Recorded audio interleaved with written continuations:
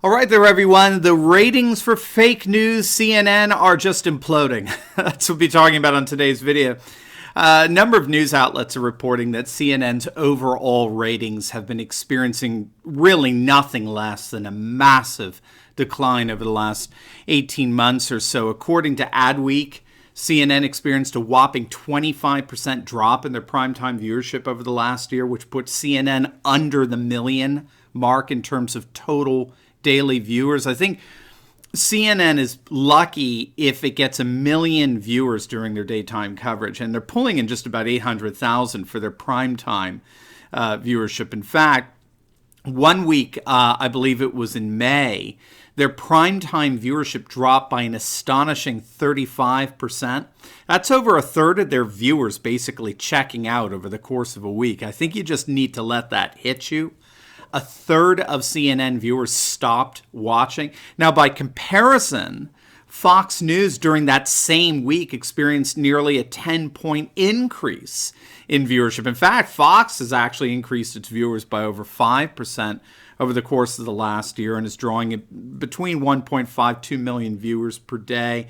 Their primetime lineup is about 2 to 3 million viewers nightly. In fact, Fox has been the #1 cable news network for over 200 consecutive months. It's really nothing short of astonishing what they've been able to do in terms of their ratings dominance. And even the ultra-liberal MSNBC is blowing away CNN, though MSNBC has experienced some decline. About 10% in their viewership in the last year has fallen, but they're still attracting just over 1 million viewers for their nightly primetime lineup, way ahead of CNN. Now, these numbers are but the latest in CNN's ratings tumble that's been going on for quite some time now. For example, just this last April, according to the Nielsen ratings, it was reported that while Fox and MSNBC were numbers 1 and 2 respectively in their overall ratings for cable network primetime, CNN plummeted to 11th place among all cable networks. 11th, it's not even in the top 10. And given that the first and second place are going to news networks, it's not as if people started turning off news coverage. They're just tuning out CNN's coverage. Oh, and by the way, it's gotten worse. The Nielsen ratings released just in the last couple of weeks show that CNN has actually dropped now to 13th place among cable network channels. And if you want a sense of just how bad things are, that 13th place actually puts CNN behind the Food Network. The Food Network has more viewers than CNN. There are more people who would rather watch a cook zest lemons than sit through the daily rantings of Don Lemon, okay? It's not surprising then that CNN has had to lay off workers this past year, in February, I believe. And this even after CNN actually experienced something of a Trump bump. Remember Donald Trump, as he never tires to remind us, you gotta love it. But Donald Trump was, in many respects, the greatest thing ever to happen to the news media. There has not been a single day in the last 2 or 3 years since he announced he was running for president. There has not been a single day when Trump was not the lead story in news coverage and headlining the front page of newspapers and the like. And CNN profited off of this big time. The age of Trump had previously given CNN some of the network's highest revenues and ratings in their history. But they obviously miscalculated here, and they miscalculated in that they thought people were tuning in to get critical coverage of Trump, that viewers were actually generally very concerned about this horrible mistake the nation made on November 8th, 2016, right? And perhaps the original viewers of CNN during this time period, just to give them credit, perhaps they were concerned. Perhaps they were genuinely concerned. But then, to put it rather mildly, CNN just completely lost it. Their coverage became nothing short of hysterical and frankly conspiratorial. You have Jim Acosta having daily temper tantrums in the White House press briefing room, looking fundamentally disrespectful. In terms of their weekly lineup, you've got nothing but one speculative segment after another with the whole Russian collusion nonsense, which then turned into the whole Stormy Daniels fiasco, which of course went nowhere. In fact, one report, I think it was from The Blaze, it cited a stat that CNN had Stormy Daniels' lawyer, that shameless publicity hound. They had him on their programs more than 5 dozen times in a matter of just a few weeks. 5 freaking dozen times. I mean, who on earth wants to sit through that? No wonder the Food Network has higher ratings than CNN. Now, of course, it's not all CNN, right? The percentage of viewership for cable television overall is down. It's declining. It declined by about 3% last year in terms of total viewership. The network news outlets, NBC, CBS, ABC, they all fell about 4 or 5%.